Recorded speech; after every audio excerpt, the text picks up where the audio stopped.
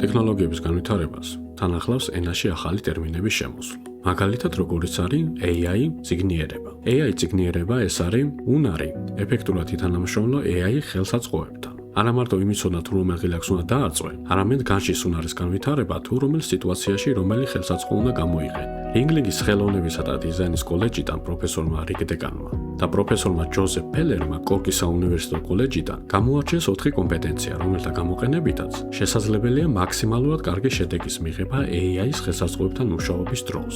მათ მას 4D სამუშაო ჩარჩო უწოდეს, რომელიც 4 ნაწილისაგან შედგება. პირველი არის დელეგირება, მეორე არის დანიშნულება, მესამე არის გამჭრიახობა და მეოთხე არის პასუხისგებლობა. დელეგირება არის გადაწყვეტილება თუ რა სამუშაო უნდა მიენიჭოს AI-ს და რა სამუშაო უნდა დააჭეს ადამიანს. იგი მოიცავს დავალებების სწორ გადანაწილებას, სწორი მიზნების დასახვას და AI-ის შესაძლებლობების ცოდნას. დანიშნულება ნიშნავს AI სისტემებთან ეფექტურ კომუნიკაციას. მოიცავს სასურველი AI პასუხებს კაფილად განსაზღვრას, AI პროცესების მართვას და სასურველი AI მოქმედებების და ინტერაქციების გაწევას. გამჭრიახობა გულისხმობს AI-ის პასუხების, პროცესების, მოქმედებებისა და ინტერაქციების კრიტიკულ და გააზრებულ შეფასებას. იგი მოიცავს ხარისხის, სიზუსტის, შესაბამისობების შეფასებას და გასაუმჯობესებელი მიმართულებების განსაზღვრას.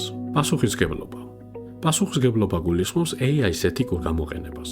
იგი მოიცავს გააზრებულ მოქმედებას AI სისტემებთან, გამჭვირვალობის შენარჩუნებას და ანგარიშვალდებულებას AI-ის მიერ შესრულებულ სამუშაოზე. მოცემული პრინციპების გამოყენება დაგეხმარებათ გაზარდოს პროდუქტიულობა AI სისტემების გამოყენების დროს.